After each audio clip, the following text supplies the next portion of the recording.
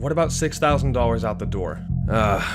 No, I can't do 6,000. Well, when we test drove the car, we found some things wrong. It barely started up, the center console's missing the latch. Well, I put in a brand new battery so it'll start better, and plus these cars aren't perfect. I mean... You're looking at cars that are 10, 15 years old here. These cars, they're not gonna be perfect.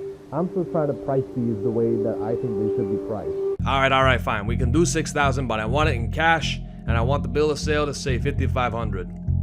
Trying to pocket an extra $500? Hey, consider it a tip that you don't even have to pay for.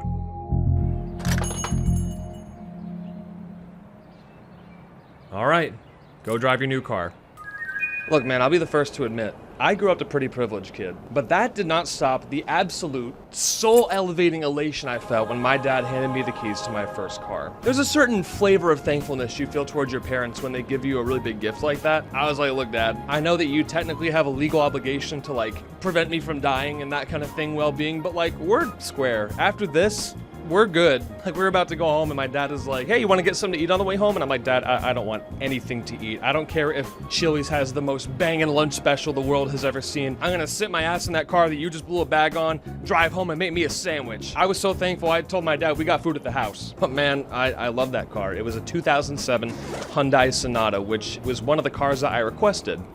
I don't know why, because my dad gave me a budget, so I could have gotten like a cool little Integra or a GTI or a Miata or something like that, but I was like, nah, just give me that rental car over there. But I loved it, man, and you know, I was very thankful for it, for the time that I had it.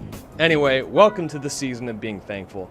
I have a strong association with it, but whenever I see the leaves start to turn their colors and everything, to try to be a little more thankful about, you know, the little things of everyday life that we take for granted. So that's kind of where this video is coming from. Well, I told a story about my dad. Well, now I gotta tell a story about my mom, because I'm a proper mama's boy. What can I say? So I found my love of making videos when I think I was 8 years old. It's just been the one constant in my life where I picked it up and I just cannot put it down. Now, I found my love of school never. And despite always having a good relationship with both my parents, there's always been this wee bit of tension between me and them and my grades, because they were never good. I was that kid that got described as very bright, but just doesn't apply himself by all his teachers. Ooh, I drew that during a test. And they were right. I could not bring myself to care about anything about school at all. I was a kid, you'd be like, oh, what's your favorite class? I'd be like, lunch. I could not bring myself to care or retain anything that I learned in school, except for like two things. Say it with me. The mitochondria is the powerhouse of the cell. I think we're all gonna take that one to our graves. So it didn't help that my brother got the amazing grades and went to a gifted high school and like all that other nerd stuff. So there were quite a few times growing up where I felt that my future livelihood was like maybe non-existent to some extent. But there was one time when I was 15 where my mom and I were in the car, and completely out of the blue, apropos of nothing at all, she just turns to me and says, you are gonna be so successful one day. And I was like, I am? Me?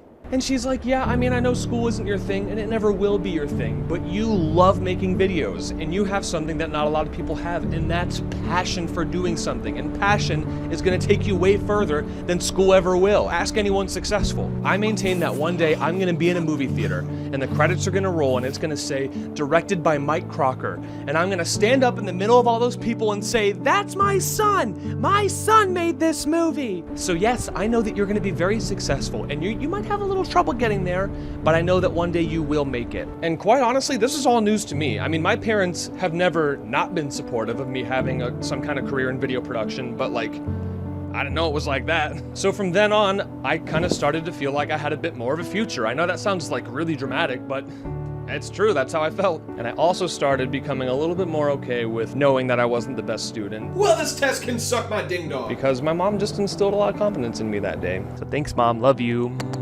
Sometimes a few words is all it takes, man. I mean, case in point, one of my best friends came in super clutch for me one day. I had this job as a trash valet a couple of years ago, which is basically where I would go to your apartment complex and I would take your trash off your doorstep, throw it in the truck, and then take all the trash from my truck and put it in the dumpster. It was just trash shuttle service, basically. I got promoted after only 5 months of working there because no one wanted to do that job. So at the same time I was doing that, I was also working for this church as a videographer, doing digital sermons for them because this was when COVID was hitting really hard. So I'm working both these jobs, and one day the church calls me and fires me. I had made a mistake the week prior. Mike, stop drinking the holy water! And I guess they wanted to hire someone that doesn't make any mistakes at all, so you know, that wasn't great, but at least I had this other job to fall back on. Oh, psych! Hey, Mike, I really hate to say this, but you're no longer a team lead. Corporate decided to absorb your district into 3 other ones, and they already have team leads, so you're gonna have to be just a regular trash valet again, and we're gonna have to cut your pay too as well. I'm sorry. So that was pretty devastating. I probably could have held it down if only one of those things happened, but I got a demotion with a pay cut at one and lost the other completely, so I was left wondering how I was gonna make ends meet. I was like, all right, I guess I'll be sleeping on the seat of my truck. Started watching those van life videos and trying to figure out which succulents I could put on my dashboard to make it look the most homey. I was freaking out. Hey Mike, when does the gratitude part come in? I'm getting to it. I was doing the trash on a property one night, and it was raining, so poetically raining. So I'm talking to my buddy Zach, my longest standing friendship. Known the dude since 6th grade. We're homies for life. I'm talking on the phone with him, and I'm like venting to him about this whole situation. I told him what I told you, and he just brings out this side of him that I didn't even know that he had. And I wish I could remember more of the specifics, but he gave me this pep talk that just like so genuinely made me feel better. He was saying things like, I know you're gonna land on your feet because you always have a way of doing that, and like you're one of the only people I know that are gonna make something of themselves, like referring to me making videos and everything. But he just said it all with this confidence and this wisdom that would normally come from a frickin' wizard. Like he went full TED Talk on my ass, and I smashed that like button because he really got across to me this idea of this sucks and this is stressful, but we're gonna be fine in the end. And Zach was right. Figured everything out because nothing's not figure outable. So I love you, man. Thanks for that. Another time at another job, I was working as an editor at a local video production company, so definitely a level up from the last job, even though these don't take place chronologically like that. One day I walk into my coworker's office because I had to use his MacBook for some reason. I had my own computer, had to use his MacBook, don't remember why. And he had his MacBook on a standing desk, but not like a regular standing desk where the whole thing moves up. It was on like a little table stool extension thing. It looked like this. And somehow, I do not remember how, but his MacBook falls on the floor. I don't know if I bumped the little table extension or went into a blind rage or something like that. And because the glass of Apple products are made out of sugar, it shatters upon impact. And it doesn't crack. This thing shatters, like glass everywhere, pixels not knowing what they're doing anymore. Like it's done. And I just immediately felt horrible.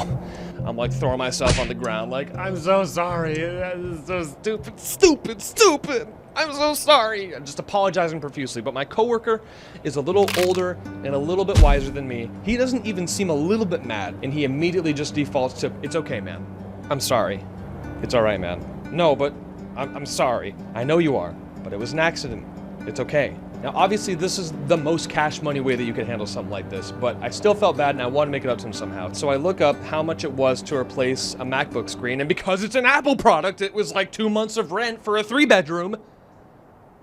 So the next day, I go and I take out half the amount of money, however much it was, from an ATM, and I write a little note that basically says, hey man, I know you said it's an accident, I know you said it's okay, but I wanted to do something. Like, please just take this money. We don't have to talk about it. We don't have to make a big production out of it. Just please take this money. Like, I want to rectify my actions a little bit here. So I tuck it in an envelope and I stick it in his office and go back to mine. And after a minute or two, he comes into my office and he just goes, hey man, thank you. And I'm like, yeah, dude, no problem, for sure, ski. And he goes, no, really, thank you. And I'm like, no, really, you're welcome, bro. Like, it's all good. Everything is all good. But no. It was an accident. Accidents happen. I don't want your money. I will get it fixed. I'm not mad. You see, fellas? You see, fellas? This is some real man shit right here. How many other grown men would just take the emotionally immature way out and yell at me and you suck, all that? Quite a few, I would say. But he showed a little understanding, a little compassion, and just a little grace. I think, fellas, we could all afford to be a little bit more like that. It was so just great of him to do that. This last one's gonna be kind of cliche, but when I think of things that I'm grateful for, I can't not think of the lady right behind the camera right now, my fiance, Lauren. There's so much to be thankful for about her. She's so encouraging. She's so loyal and just nice to be around. And you know, this is kind of ironic in the context of like this video, but lately, I've been feeling kind of shitty lately. Seeing a little depression and like, I just feel like there hasn't been enough money coming in lately on my end specifically, and that will get me down pretty quickly. But then Lauren, she gets me right back up. And on top of that, I want this YouTube thing to work out so bad. When I was writing this, there was a memory on Facebook that came up of it was a screenshot of like my analytics from 2011. So don't say I'm not in this for the long haul. I've been doing this since 2011. It's gonna work out, but sometimes it feels like it can't. And Lauren makes me feel like it can whenever it feels like that. Thankful that I have her. Thankful she said yes when I asked her to marry me. Thankful we have this cute little life in this cute little apartment together. I'm super thankful for you. Okay, if you're single, sorry you had to hear all that. And I'm thankful for you guys, of course. Talk about cliche, but I really am, but thank you guys for watching so much. Like seriously, I think the whole thank you for watching thing, it's such an afterthought, but like thank you for watching because you don't have to. There's like a cajillion other things to watch on here, especially if you made it this far. Like really thank you for watching. It means the world to me. All I want to do is entertain people for the rest of my life. So thanks for being here. Love you guys. And hit like and subscribe. Do that stuff too. All right. Happy holidays. And happy holidays and Merry Christmas and happy whatever you celebrate. Okay, bye.